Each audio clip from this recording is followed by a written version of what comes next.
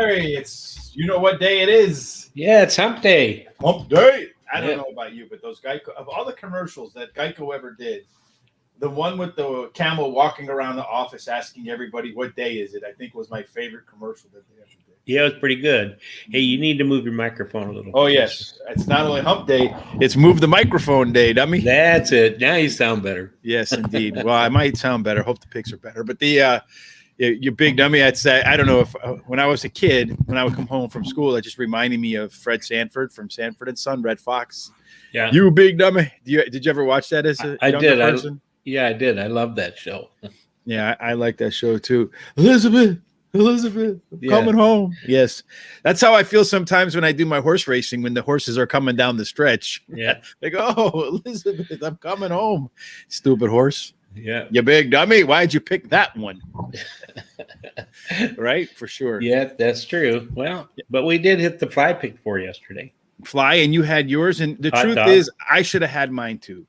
Yeah. Because the whole big dummy idea comes in today because I am a big dummy. And the reason I'm a big dummy is every single, I don't know why this works like this, Terry, but in horse racing, anytime you change a pick, right? So I had the 10th horse in the last race as my third pick, the one horse as my fourth or fifth pick, and I swapped out the 10 for the one.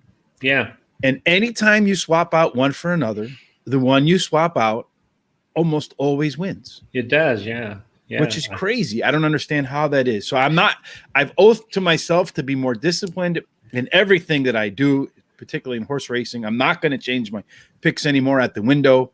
I should have learned that like 30 years ago. Like the first time I ever went to the track, I think I went to Hawthorne with Joe Christofek, who's the guy who does the stuff for Churchill Downs. Right. He claims he doesn't remember me, but with my last name, it's impossible. But plus with my personality, it's really impossible to forget me. Yeah. But in any case, I probably changed my first bet the first day and probably learned right away, hey, don't change your bet. And to this day, I'm a big dummy. And that's funny because the number 10 yesterday on that last leg was my fifth choice. And after you talked it up and everything, I moved it back up to my third choice. So yeah, I talk it up and I don't put it in my own pick. Yeah. You know what I'm saying? That's just dumb. Big dummy. You know who else is pretty dumb sometimes, Terry? Well, I don't want to say dumb. I think dumb is a compliment in this respect. But sometimes who are really kind of, I don't know what you want to call it, politicians.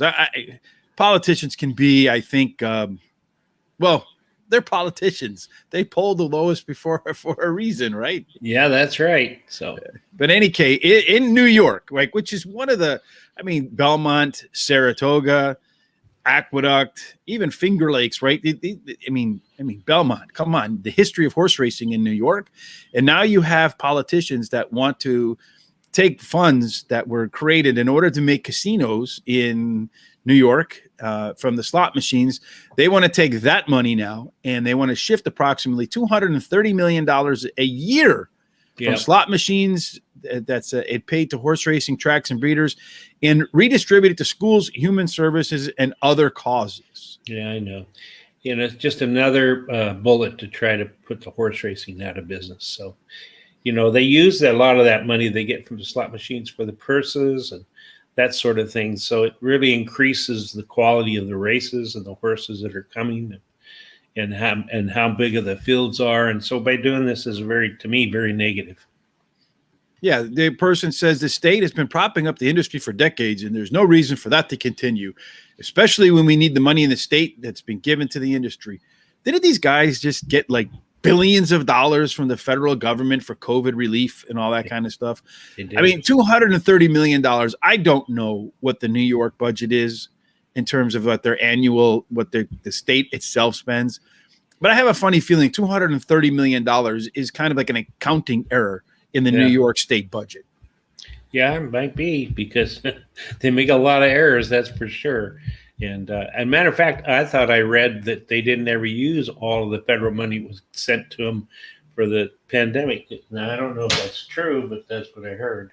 Well, to me, it's just, I don't know. These people, they want to spend. And it's not like they're not spending as it is anyway, Terry. So I feel like go somewhere else. You know what I mean? Yeah. Get rid of corruption first. Get rid of the spending, I don't know, they've been working on some kind of project, on the streets here in Chicago, for example, in where I live, down at the end of the highway on 94 in the city in the Loop. They've been working on construction. I tell you, my son went to school there, right at Taylor Street exit, and it's right in the Loop, right where all these highways come together. The on-ramp was supposed to be closed. Now at the end of his, halfway through his freshman year, they closed the on-ramp to get off to the street that was the easiest to get to a school. They said it was going to open up 6 months later. Now, my son at that time was a freshman in high school, halfway through his freshman year. He's 6 months away from graduating from college. Wow, it's still closed under construction. Yeah, I can see that. The one that really gets me is when you see them come and tear up the street. I mean, come and re-asphalt the street, and then 2 weeks later they come and tear that up to put a new pipeline in or something like that and redo it. So it's like they've wasted all that money doing the asphalting. Well, they paid off their friends, Terry. That's what they're doing. I mean, let's not confuse ourselves with what's going on there. I understand. All right, next up, the 47th Global Symposium on Horse Racing. If you are in the Arizona, I think, what is it, University of Arizona? I think that's in Tucson. I'm not 100% sure. But if you're in the Tucson area on December 6th and 7th, you can register and go to the 47th Annual Global Symposium on Horse Racing. Apparently, if you have kids that want to go to school for the horse racing, you want to go to school, they have a very good horse racing program there. Yeah. But on Tuesday, December 7th, that's D-Day, right? That's the day the Japanese attacked Pearl Harbor, if I remember correctly. Yes. I don't know if they teach that in schools anymore, but I know when I was in school, they did. Mm-hmm. But in any case, you can go there. They're going to really talk over this horse racing integrity and safety act. They're going to have Congressman Thomas Rooney. He's going to talk about the horse racing's most pressing needs, and he is now the head of the National Thoroughbred Racing Association, NTRA. So there's going to be a lot of great subjects that they're going to cover there, and they might even teach you how to handicap quarter horses in harness racing. Yeah, that might be good. Yeah, it'd be fun to go to. I would think so. Yeah, I almost would rather go to that than the Breeders' Cup. Well, I tell you, after my experience this time, I agree with you. Yes, the cold and the foggy and all that kind of good stuff. Well, especially, I can't forget about that race where they let the horse run for purse money only and, knock me and a bunch of people out of the pretty nice payoffs. So, Yeah, so if you want to go to this, if you're in the area of Tucson, it's ua-rtip.org symposium/topics. You can check it out. It looks like to me there's a lot of good topics to cover. I would actually be very interested in going this and learning a little bit more about what's going to happen in the horse racing industry, so we can be in front of the trends and not behind the trends. Right, Terry? I agree with that. Yeah. So if you want to be in front of a trend, I found this, Terry, from a very good friend, a person I know very, very well. This article here about 5 insiders just put their cards on the table. Hey, there's more than one way to make money in horse racing and gaming. You can also own the stocks of these companies, right?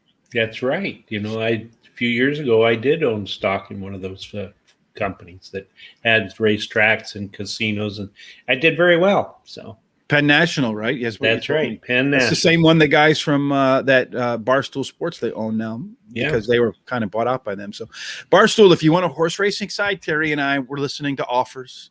He has to have at least 2 commas, right, Terry? Yep, that's true. But at Bally's, the insiders, 5 insiders, bought the stock. All the heavy hitters, 3 directors, the CFO, the CEO. Peter Lynch, the famous mutual fund manager, said that insiders can sell for a whole host of reasons, but they buy for one reason. It's just like you and me, to make money. And if you look at them, one of them, the CFO, has a history of buying and selling before. He bought low, sold high, and then he's buying back again. But I think it's kind of easy to understand why they might be in there. They just got approved a license for online sports betting in the state of New York. So one out with the politicians, one in with the politicians. Yeah. But it's the largest state in terms of population to have online sports betting approved. So it should be a pretty big positive for them. And they own a couple of OTBs in horse racing. I think they own Aparoja Park or something like that, and a bunch of OTBs. So maybe you might want to go check that out. I link to it if you're an investor. It's a stock that has a high beta, meaning it's got some volatility to it, but if you are an investor and you're looking for some exposure to the gaming industry, the link is in the description on our YouTube channel. Go check that out. Yeah, I thought it was a really good article. I read it, and I've sent it off to my family and friends to have them take a look at it. So hopefully for those folks who do take advantage of it, that author knows what the hell he's talking about. Yeah, whoever it was wrote a good article. He really did. So. I think he's probably a handsome guy too. Probably. All right. Well, one of the ways maybe you can actually buy a few shares, Terry, is with your best bet. How did yesterday's do? Well, my first pick ran second, paid $220 and $210. My other two horses did not get in the money. But today at Churchill on the 5th race, I'm going to use, and that's so we can do the pick 5 if a person wants to. Mm-hmm. Number 3, Saving Sophie, has been claimed and brought from Southern California to race at Churchill. Now, she's returning to the dirt where she has her best dirt speed is fastest among today's starters. And she has a really good workout, a bullet workout on October 27th. It's 47 breezing, best out of 29 at Churchill Training Track. Then I like number 6, KBG. Likes Churchill and the distance, finishing 100% of the time in the money, winning 30% of those races at this distance, and has the highest last speed rating. So is that like the Russian version of the Gibb brothers, the KBG? I think so. Or it's the Bee Gees. Well, yes, like a Saturday night. Like, I don't know, what are they doing Saturday night in Moscow, but maybe that's what there's Saturday Night Fever in Moscow. I can see it now. But instead of the night fever, you know how they do that. Hey, we can substitute that in there. But anyway, go ahead. That's fine. And then my third pick, number 1, Summer Storm. He's returning to run at Churchill. We're never been out of the money, and she gets the rail, and the trainer wins 21% of the time when bringing a beaten favorite back to run. Absolutely. So Terry, as Terry mentioned, he went ahead and did race 5 there at Churchill Downs, because we're going to do our fly for right now, Terry, for Churchill Downs.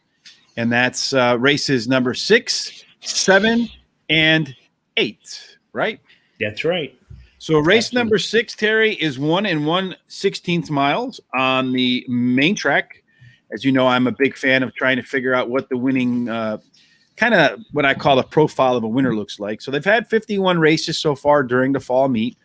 38 of them were won by horses that are considered speed. So first 3 at the quarter-mile marker. 17 of the 51 horses ran wire to wire. And it looks to me like there is a fair post position. So there's really not an advantage to being inside, middle, or out. Best horse probably wins, but most likely one that's a little bit faster out of the gate than the rest. It's an allowance, $127,000 race, non-winners of 1. So it's just a good race to get started with, Terry. Who do you like? I really like Running Ray. He broke through the gate before his last race and still ran a good second, earning the highest last speed rating. Now, the trainer wins 25% of the time when he brings a beaten favorite back to the races, and this horse should improve with a shorter distance.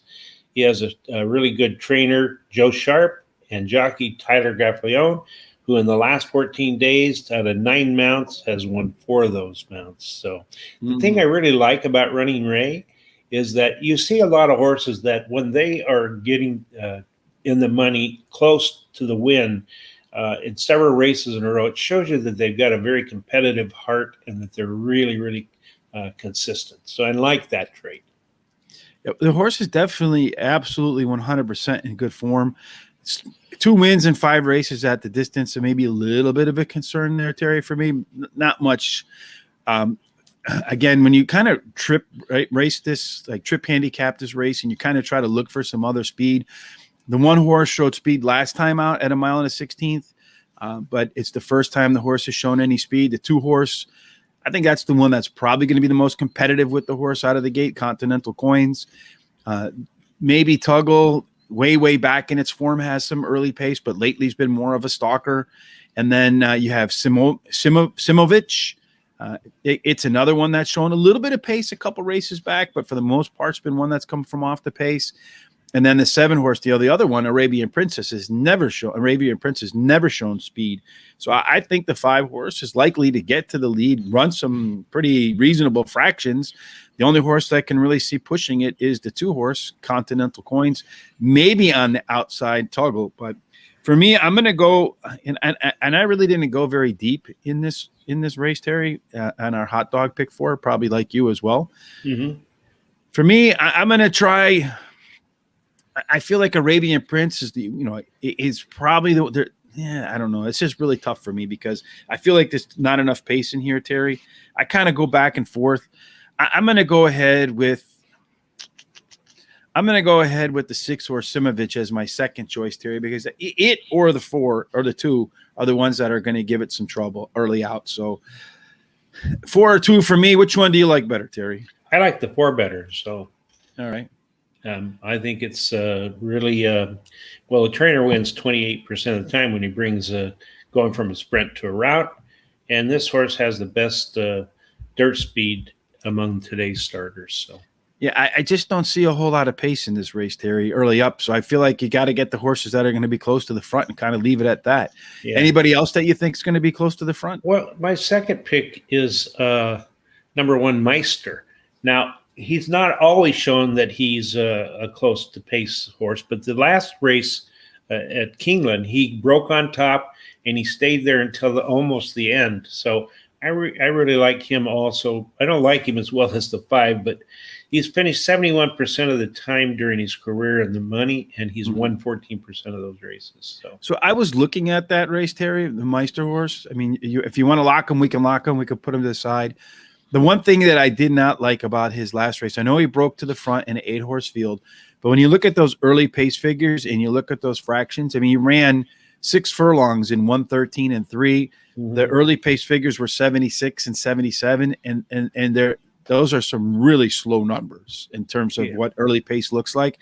So I just feel like he caught a slow field in that race. Well, it could be. We can put him off to the side. You want to lock him in? No, he's not a lock for me. All right. So any other horse that you liked in here that maybe we could talk about? Well, I like the one you were talking about, number 7, Arabian Prince.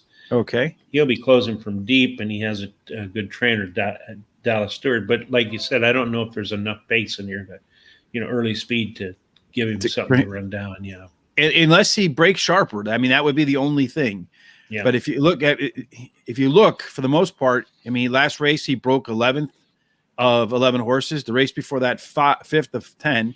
Yeah. Then he broke 7th of 9, 3 of 8, 7 of 9, 6 of 6, and 7 of 8. I mean, that horse just does not get off to a fast start. And I just don't think with a lack of pace in here, he's going to catch anybody. And again, the only other horse that I can see that maybe has some pace, I mean, you got the 6-horse that showed some pace and the 2-horse. Do you like either one of those?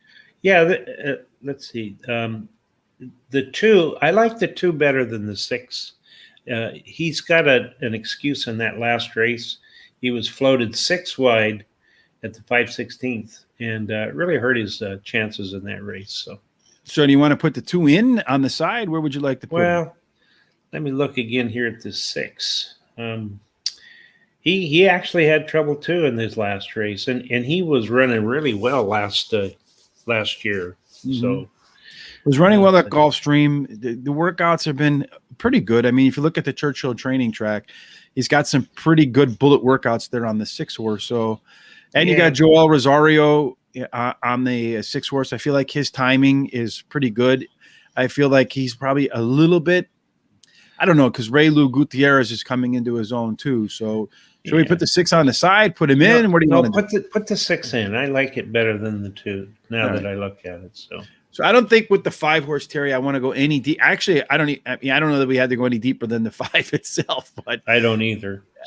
So let's just skip ahead then to race number 7. If there are any scratches, maybe you could throw the 1 or the 7 in there. I just feel like there's going to be not a lot of pace, and you're going to have horses that are near the front, and there's not a lot, and there won't be that many up there, I don't think. No. So anyway, race number 7 is 6 furlongs, Terry, on the main track. Looking at this, you get 1 turn, you kind of start. It's kind of like a symmetrical half oval, if you will. And you have 64 races, 43 were run by speed horses. Again, horses probably that had the lead when they went into the turn. 18 of those 64 horses managed to run, Terry, from gate to wire, dominating the field. So I know that you like the one horse as one of your favorites here, Terry. Why? Oh, I love this horse because this horse does nothing but win in the last 5 races since last June. Mm-hmm. And it stays pretty close to the pace, so it's not closing from really deep.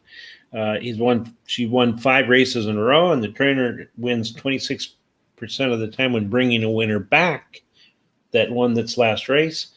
It has Norm Cassie as the trainer and Tyler Glafione.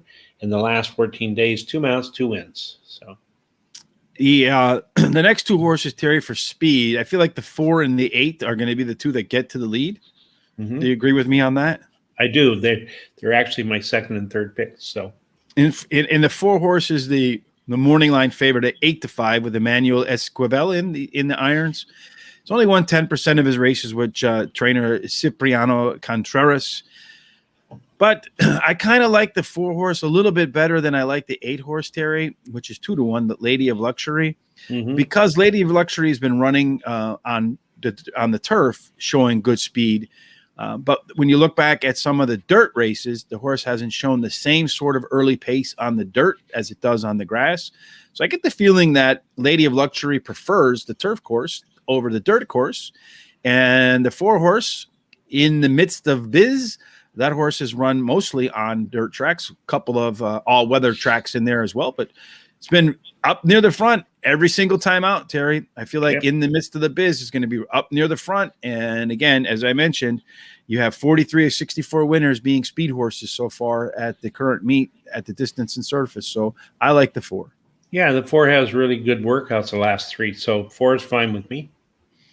Anybody else that you like? I like the 8, Lady of Luxury, finished third and versus Tougher on the turf, as you said, in last race, and may return when going back to the dirt. I mean, you look back at Fairgrounds in February, you ran a really good dirt race. You broke second, fourth by 2, and ended up winning by 3 lengths. So that's a pretty nice race. I know that the trainer and the jockey in the last 14 days, 18 mounts, and they've been in the money 12 of those and won 6 of there. So I'm going to make this a lock. You're locking in the 8. So 1, 4, and 8. So is there any more that you want to add here, Terry? Nope. That's the only 3 that I actually liked in that race. All right. So if there were a long shot for you, who would it be? Let me look here. Well, for me, the long shot, I don't know if it'd be a long shot, but longer shot would be the 2 horse. Yeah. Sterling Miss, ridden by Joel Rosario.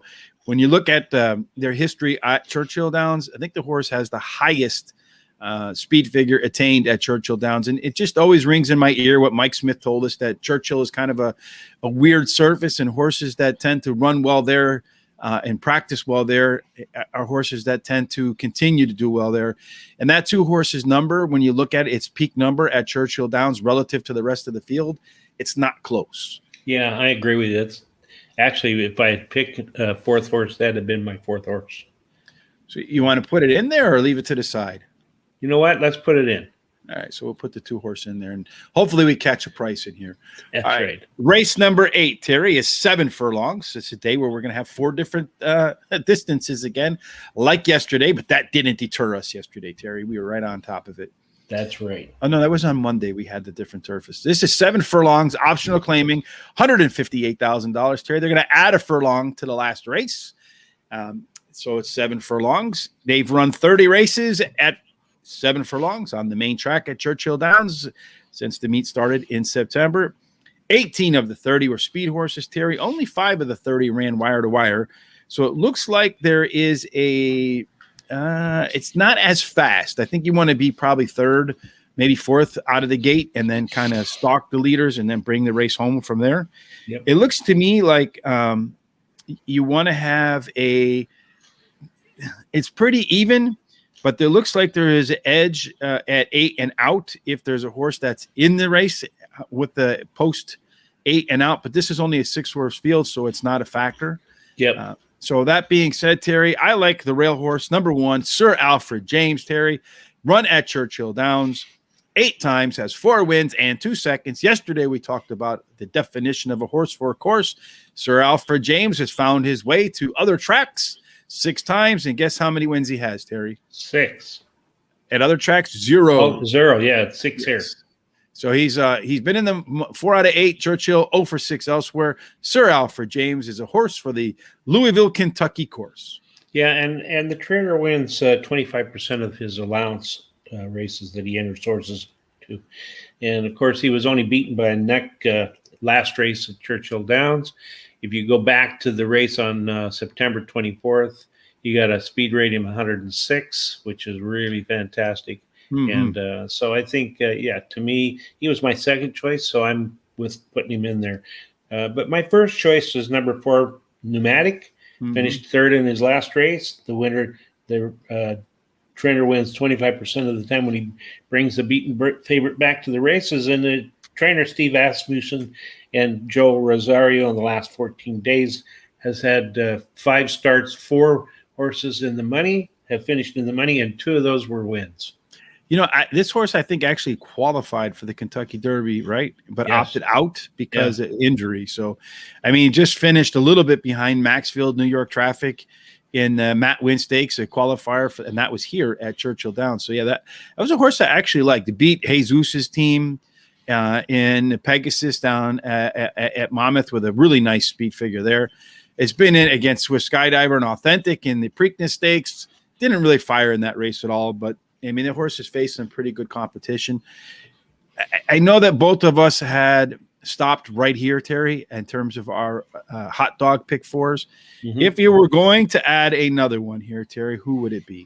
Number 5, Endorsed. Switches to a high percentage jockey, drops in class today, has a hot trainer, Michael Maker, and the jockey Tyler Caffleone in the last 14 days, has 3 wins out of 9 starts.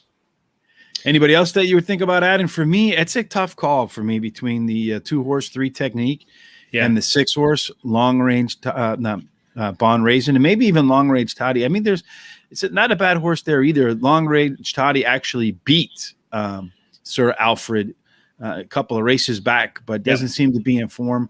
I don't know that you have to go. I mean, there's only 6 horses in this field. Do you feel like we got to go any farther than the 1-4? No, I know. I don't, although I could put the 3 out to the side in case there's a scratch. The 3 or the 5? Well, the 5, actually. I'm sorry. The 5, yeah. Okay, so I agree with you. I feel like this last leg, Terry, which is 1 mile on the main track, can be chalky as well. This is maiden claiming 15,000. This is the lowest probably level that you're going to get. Again, it's a 1-turn race at Churchill Downs for 1 mile. So although it's labeled a route, they run more like sprints. Maiden claiming 15,000, purses 37,000. Fillies and mares 3 years old and up that haven't won a race, Terry. I feel like so you have so looking at this again, 37 races, 21 of them won by speed horses, 6 went wire to wire. So you do have a pretty good speed bias there, Terry. The thing is, the rail horse has a real difficult time winning. I think the rail horse has won maybe once or twice in the 37 races, not very many at all.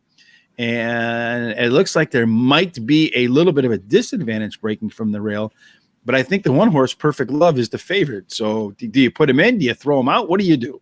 I like him, so I'd put him in. He's finished 3rd versus similar in the last race, and he actually has the highest last speed rating of all the starts. And this is his 2nd start off of a layoff. So, yeah, I like him. I'd put him in, even though they haven't been doing very well in that department. Yeah.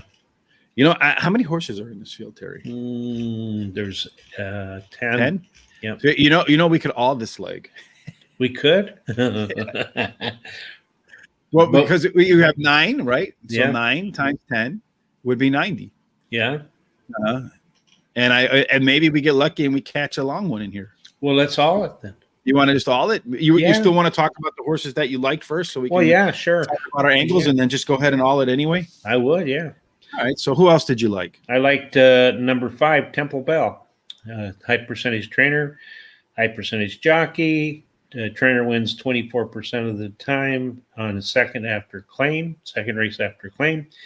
This horse ran 2nd versus similar in the last race, and the jockey and trainer has in the last 14 days won 4 out of 9. All right. Who else do you like? I like number 2, Super Super Tricks, 25% trainer. When he takes a maiden to a maiden claiming, and he's got a hot jockey who in the last 7 days has won 3 out of 11 races, a second and a third. Oh, Terry, I mistook. We can't do all, so we have to delete a horse, or we could take the 2 out of race 7 and go all. I missed that one. Let me look at the 2 again. Do you mind? No, I mean, or we could just delete one horse in race number in this last race here. So you're going to delete one. Who would you delete? Probably number 7. Number 7. I actually had 7 in my list. Well, let's leave him then. That's all right. So what do you want to do? I'm looking here. You want to take the 6 out in the first leg? Or do you just want to go a little? I mean, because right now we're at 9. So 12 times 10 would be 120. So we have to take 1 out somewhere. Or we could take the 2 off. Yeah, let's ditch one in the last leg. Yeah, keep looking here. So what do you want to do? I like the idea of coming home with the all. That's for sure. I mean, to me, in the last leg, looking at the horses in there, which one would I toss out? Yeah, but the problem with that is every time I toss a horse out, that's the one that's going to win. That's the one right? who wins. So if I was going to do anything, I mean, the 8 horse to me, I don't know, Terry. The 8 horse has run 3 times. It hasn't been within 11 lengths of the leader yet. It's coming from Hawthorne and FanDuel in Arlington Park. I don't know. I mean, maybe it does well, but Marion Mitchell is a good jockey. So it's tough. It's a tough call in there. Yeah. Well, the 8 was the one I was talking about in the first place, wasn't it? No, it wasn't. You mentioned the 7. Yeah. Yeah. Let's take the 8 out. It's coming from Hawthorne. It ran second there, but when it was at Arlington Park, it didn't do very well. Yeah, let's take the 8 out and just hope that we're right. All minus tab minus the 8. All right, so there we go. So that's our ticket, Terry. All right. So let's see if I'm actually right about that. So we have 12 times 9 is what? 12 times 9 is 18. Carry the 1. Oh, we're still off by $8, Terry. 108. Well, can't we just let the 8 go? All right, we'll just go with $8 today, Terry. See if we can catch a winner. $108. Yes. $108. We went over budget today, so let's see how that works out. All right, so let's go through our fly 4 at Churchill Downs today. We have race number 6, the 4, the 5, and the 6. Race number 7, the 1, the 2, the 4, and the 8. Race number 8, we have the 1 and the 4. And then race number 9, we went all minus the 8. And, we went $8 over budget. So guess what, Terry? Too many 8s wrapping up there. Both of us are going to be jinxing that, hexing that 8 before it comes out of the gate. That's right. That's $108, Terry. So let's hope we can catch because you have some short prices up top. So you got to hope we beat the 5 in the first leg, right? And beat the favorites in the other one. So it'd be nice if it went 5, 2. Like 4, 6, and then the 2, and then probably the 1, and then some shot at the end for a nice ticket. Yep, I think that'd be great. All right. So we didn't have the liberty in our hot dog pick for us, Terry, to go overboard like that. So Terry's was $18. Mine is $18. Let's hope that we can go. And I have a feeling this one could go a little bit chalky today. I hope not at the last race based upon what we put out there. But here's what we have. And our hot dog pick 4 is at Churchill Downs. Terry, go ahead and tell me what you got. Okay. In the 6th race, I like the 1 and the 5. In the 7th race, I like the 1, 4, and 8. In the 8th race, I like the 1, 4. And in the 9th race, actually, I like the 2, 4, 5, not the 1, 2, 5. The 2, 4, 5? Yeah. Did I send you the wrong information? I think that's what I had. Yeah. So no. You're right. It's the 1, 2, 5. Okay. So I'm right. Thank you. Yeah, you're right. I'm wrong.